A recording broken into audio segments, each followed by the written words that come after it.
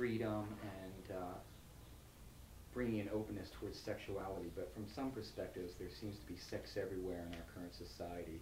Is there something different of what you're talking about than what we see everywhere?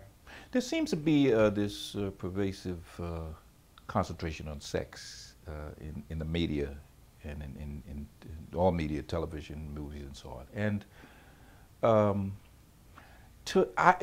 within this portrayal of sex, I think it's rather shallow, in the sense that a woman's body is fine or a man's physique is fine, and that's all certainly part of the whole idea of sensuality and human interaction.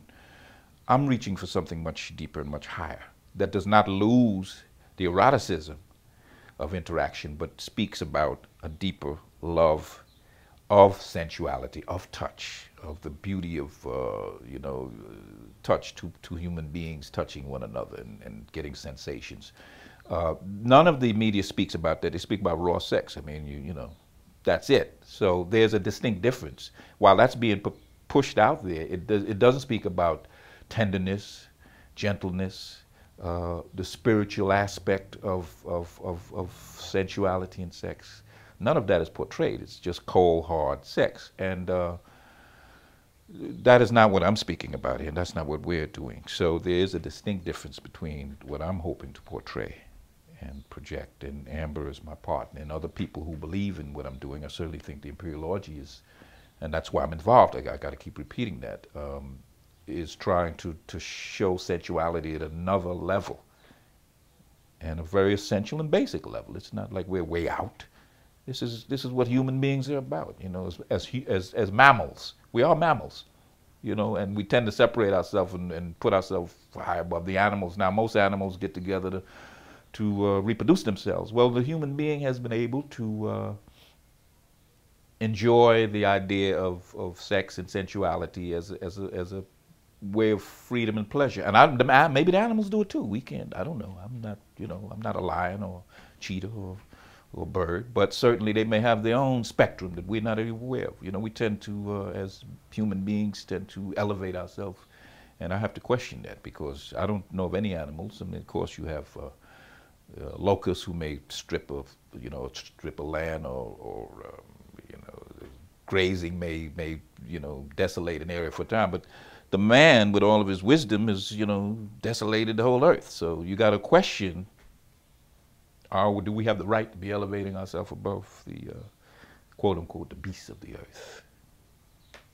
Let's follow that up a little bit. You've mentioned a few times spirituality in reference to sexuality. I think a lot of people might find that a very alien idea. Could you sort of describe, what does that mean, a spiritual side of sexuality?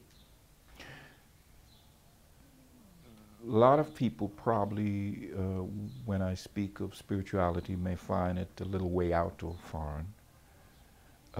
And then a lot of people won't, because I'm sure that I am not unique.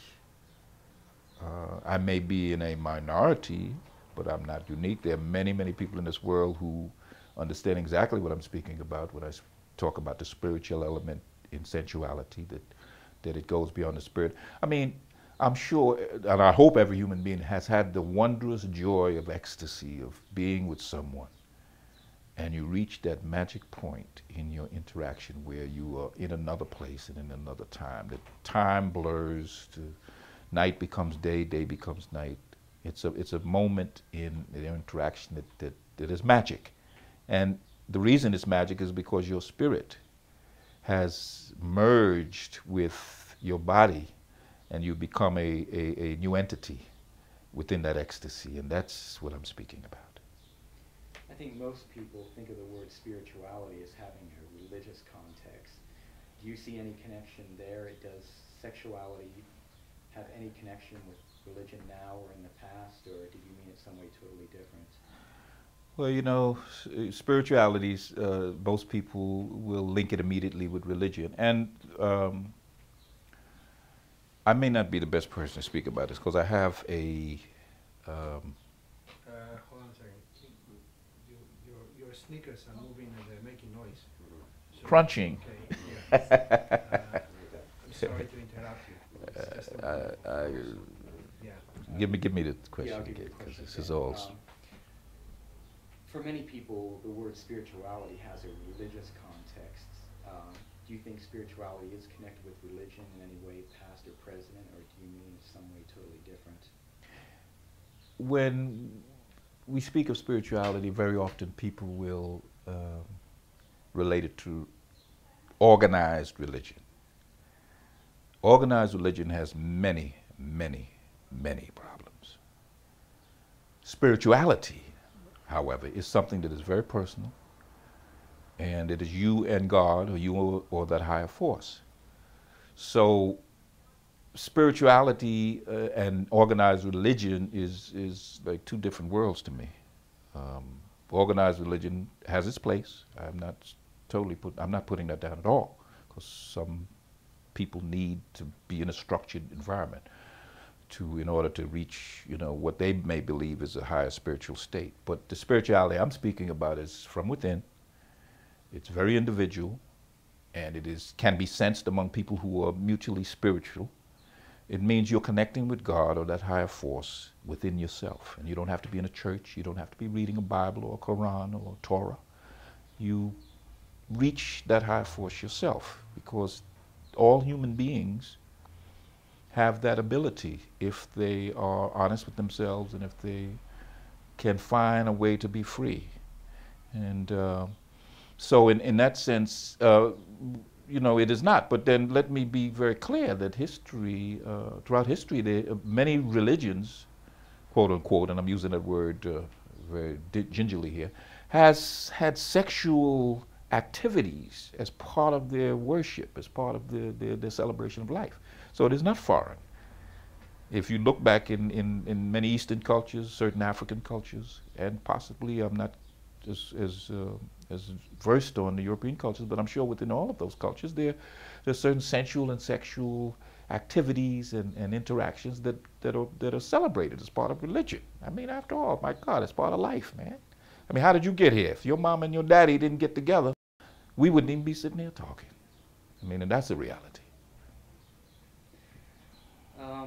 You've been involved in the imperial orgy in some way for a few years now.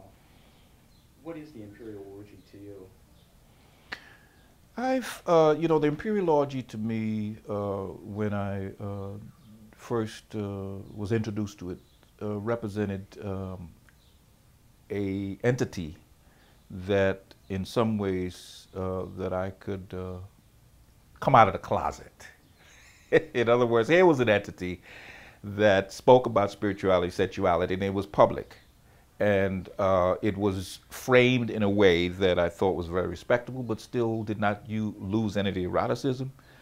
It had a purpose, which was a mission, and I'm very mission orientated. So it afforded me the opportunity to begin to express myself and expose some of these sensual works. As a matter of fact, on the Imperial Orgy site, I have my Vulva Flower series, which is another series that I'm working on, where the vulva, the woman's vulva, is to me like the opening of a flower. And there I'm just trying to express the fact that that's the way I feel about it, and that's the way we should look at it. So the Imperial Orgy, in that sense, has been an outlet and a way of me expressing what has been very natural, and what, for the most part, like I said, I haven't had a chance to publicly express my sensual works. One or two pieces over the years have had a little connotation, but nothing major. So that's what